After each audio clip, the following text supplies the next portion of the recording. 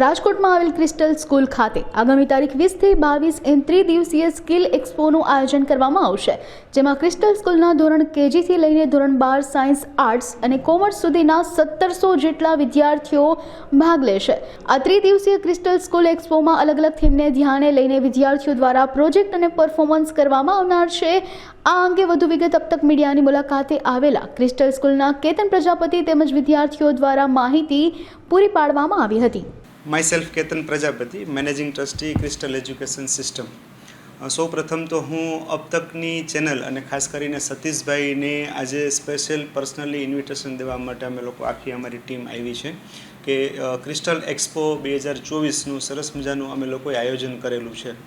Crystal education system દર વર્ષે કંઈક નવું બાળકોના ડેવલપમેન્ટ માટે છે એ લઈ આવે છે અને અમારી આખી જે મેનેજમેન્ટ ટીમ છે, આખી અમારી એકેડેમિક ટીમ છે અને સાથે સાથે અમારે ત્યાં જે અમારા ચેરમેન છે ડૉક્ટર રણજીતસિંહ ડોડિયા, એ દર વખતે કંઈક નવા કન્સેપ્ટથી છે ને બાળકોના ડેવલપમેન્ટ માટેનું વિચારે છે।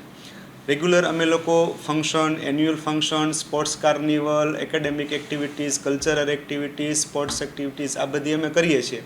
આ વખતે એક નવી થીમ સાથે અમે લોકો બાળકોના ડેવલપમેન્ટ માટે વિચાર્યું છે કે સ્કિલ એક્સપો, બાળકોની સ્કિલને કેવી રીતે બહાર લઈ આવી એના માટેનો એક નવતર પ્રયોગ છે ને એ શાળાએ કર્યો છે, જેની અંદર એપ્રોક્સ 1700થી વધારે બાળકો આમની અંદર પાર્ટિસિપેટ છે અને એ બાળકોએ પોતાની રીતે અમારી ફેકલ્ટી, અમારા પ્રિન્સિપાલે ખાલી એમને ટોપિક જ આપેલા છે કે તમારે આ ટોપિક ઉપર વર્કઆઉટ કરવાનું છે। એ ટોપિકની અંદર ડિટેલિંગ્સમાં એ લોકોએ ફાઇન્ડ આઉટ કર્યું, બાળકોએ એમની રીતે એણે પ્રોજેક્ટ તૈયાર કર્યા અને એ પ્રોજેક્ટને મોડિફાઈ છે ને એ અમારા ટીચરોએ કર્યા અને ત્યાર પછી એને ફાઇનલ એપ્રુવલ આપવામાં આવ્યું અને આવી અલગ પ્રકારની ઘણી બધી કૃતિઓ અમારા બાળકો તૈયાર કરવાના છે।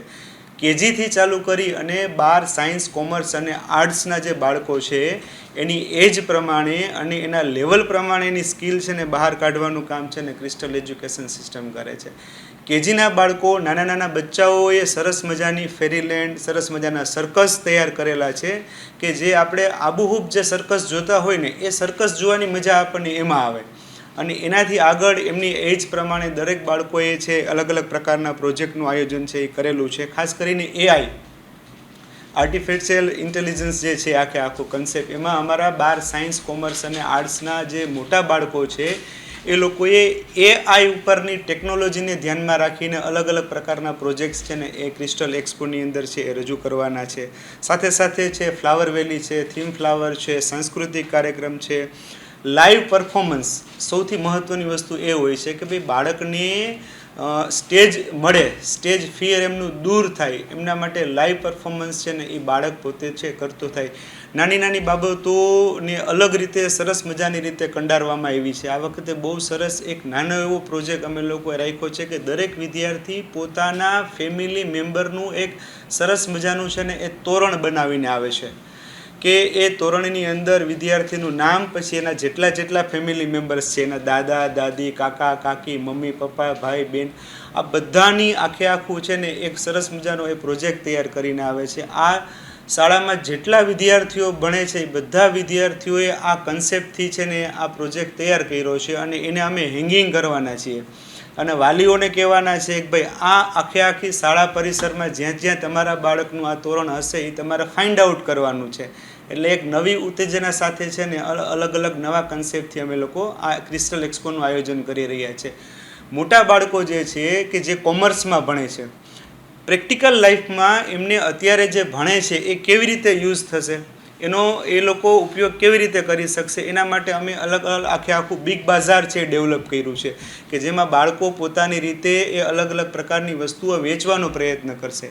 એની સાથે અમે ફૂડ ઝોનનું આયોજન કર્યું છે। એની સાથે અમે કલ્ચરલ બેઝ પણ ધ્યાન રાખ્યું છે કે ભાઈ આજની કુટુંબ પ્રથા, આ કુટુંબ પ્રથાની અંદર અત્યારે મોબાઈલ, સોશિયલ મીડિયા, આ બધાના જે દુર્ગુણો છે એની સામે એના સદગુણોને કેવી રીતે આપણે પ્રેઝન્ટ કરી શકીએ એ અમે વાલીઓ માટે છે ને ઓપન ઓલ રાખેલું છે અને આના માટે આજે અમે अब तकના ચેનલથી અને તમારી આખી ટીમના માધ્યમથી અમે રાજકોટની જનતા અને રાજકોટના તમામ વાલીઓને અમે આમંત્રણ પાઠવીએ છીએ કે તમે અમારી સ્કૂલમાં આવો અને ક્રિસ્ટલ એક્સપોની મુલાકાત લ્યો। આભાર। અસ્તુ।